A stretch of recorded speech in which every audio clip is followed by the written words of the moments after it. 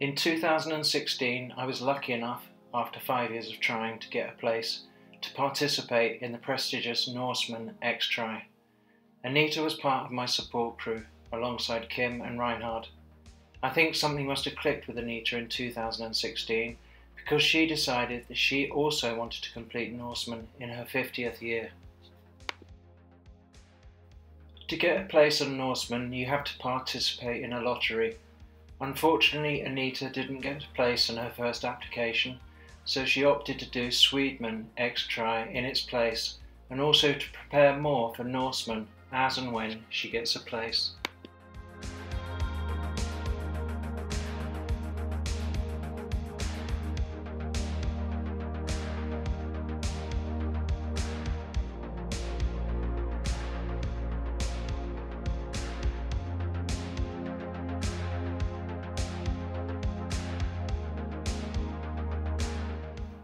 Google Maps says it's 2,134 kilometres to Ara from our house, so it's just as well we had 3 drivers for the 26-hour journey.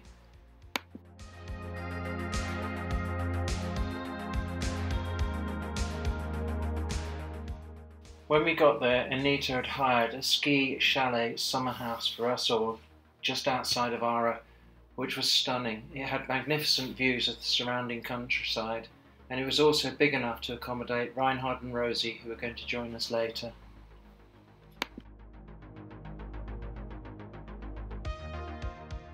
The next day was a bit of a rest day after such an epic journey, but we got out and about and explored some of the racecourse, including the waterfall, which is magnificent, but the volume of water coming over the fall was a little daunting, as this is where the swim exit would be for the race.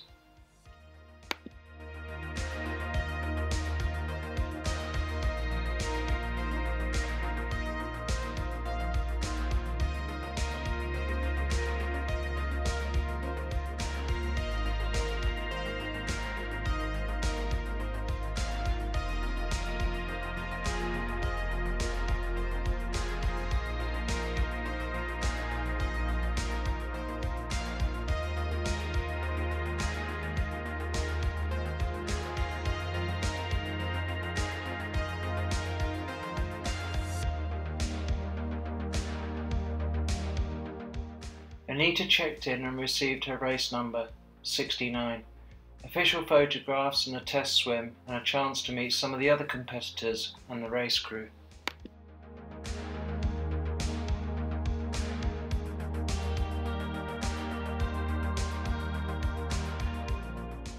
Race morning. Race morning started early with a 4:30 wake-up call in time to get to the event HQ in time for the shuttle bus. A shuttle bus took Anita and the other competitors to the race start. Spectators were unfortunately not allowed to witness the race start. We had, however, previously driven round to the start to practice it.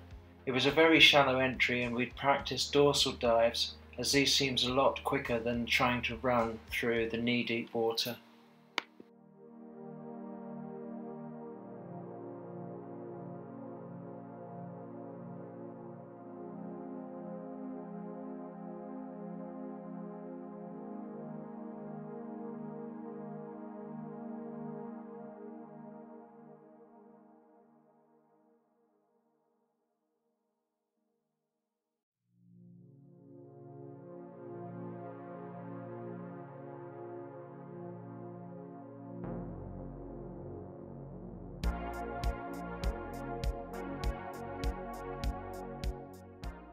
Anita had a good swim, finishing 4th place for all the ladies, and was greeted at the finish by Helen Webster, the editor from 220 magazine.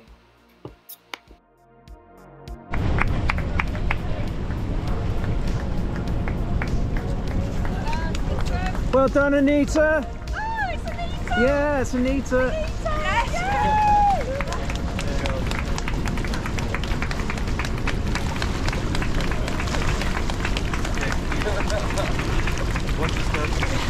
Very good.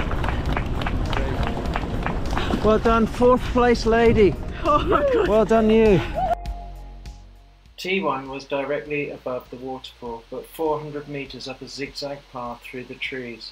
Anita had a good slick T1 and quickly got out onto the bike course.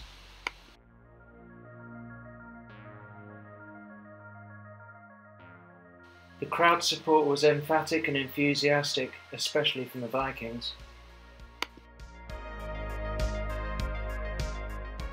Initially, Anita had a tailwind and was making great progress, but then the course changed direction and the wind was now a full-on headwind, and her speed dropped and her energy expenditure increased. You can see from the video just how much the wind is buffeting the trees and the waves on the lake, and just how powerful the wind was.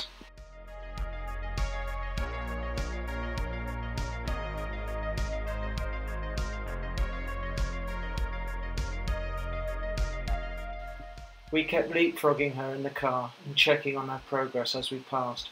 No assistance is allowed from the car, like they do in the Tour de France with bottles out of the window, for example.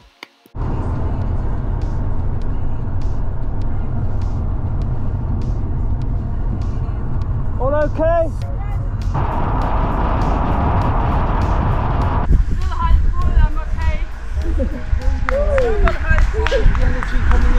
Yep. I was trying to get Anita to take on more nutrition, but unfortunately, she bombed.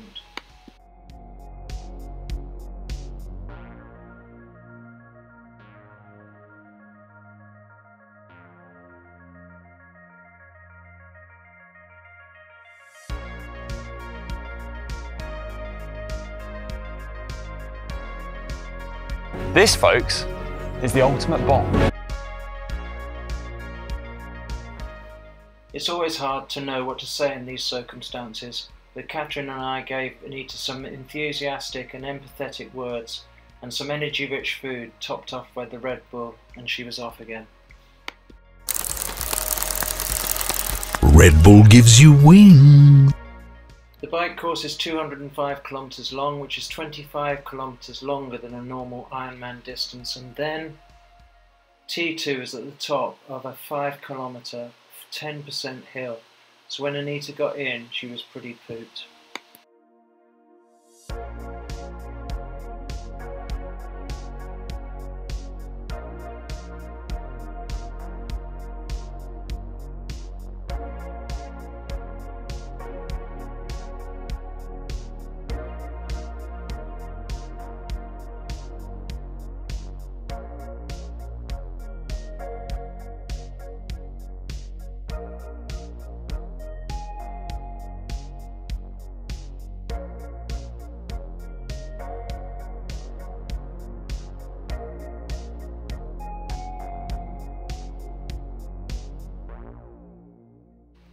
A good, fast T2, and then she was off on the run.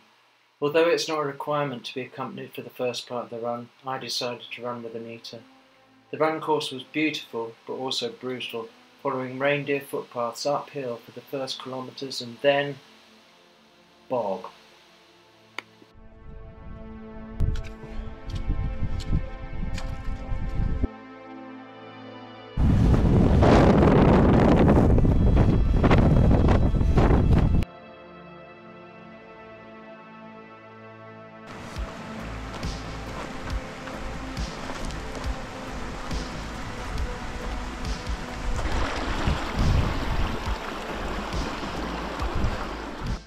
The bogs were something we had not trained for. The footpath would be great 1 minute, and the next there would be an unpassable bog.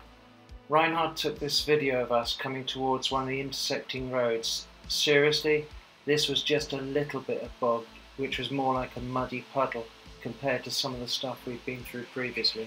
Da kommt doch jemand. Jetzt müssen Sie durch den Schlamm hier. Durch diesen Schlamm.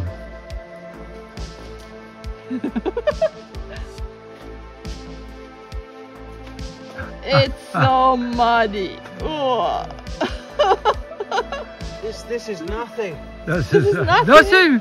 No, this is nothing compared to some of the stuff we've been through. Oh my god. Oh.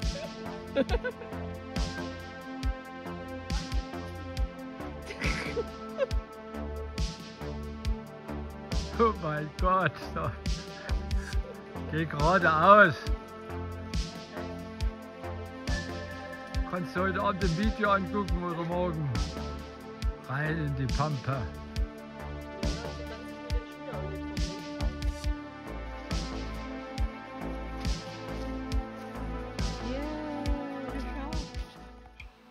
Eventually we got to the cut-off point.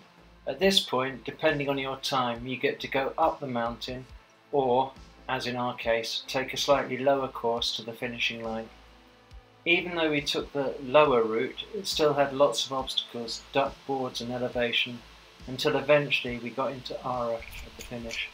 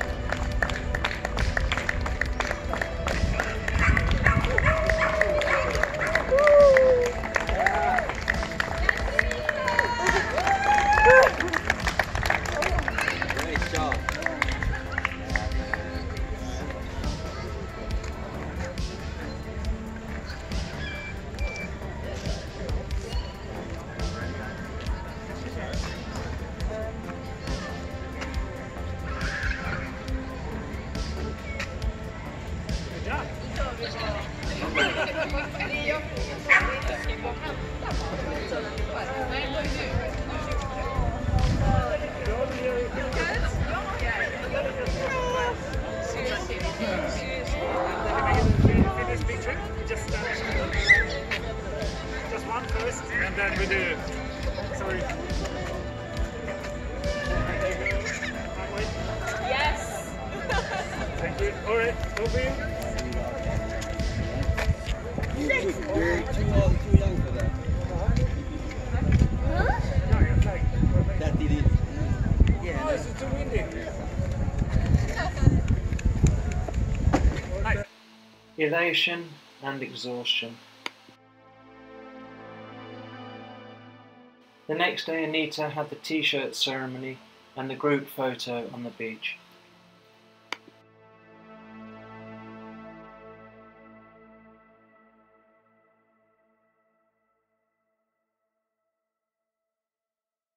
We are both very thankful to our support crew, Reinhard, Rosie and Katrin.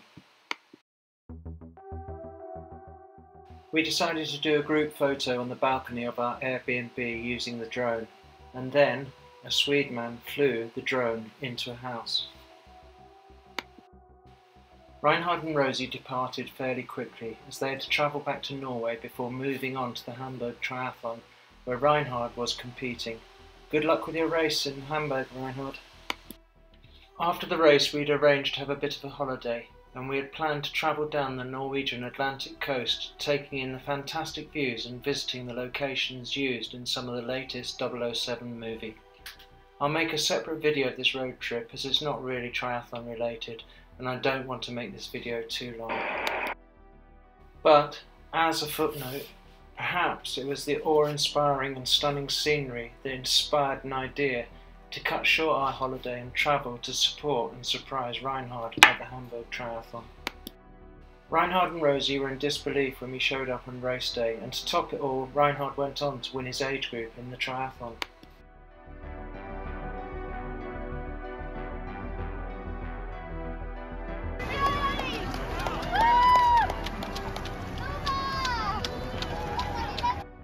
It seems as though we were not the only ones to have the idea to call into Hamburg. Wolfgang and Sylvia had also diverted their bike tour to do the same thing.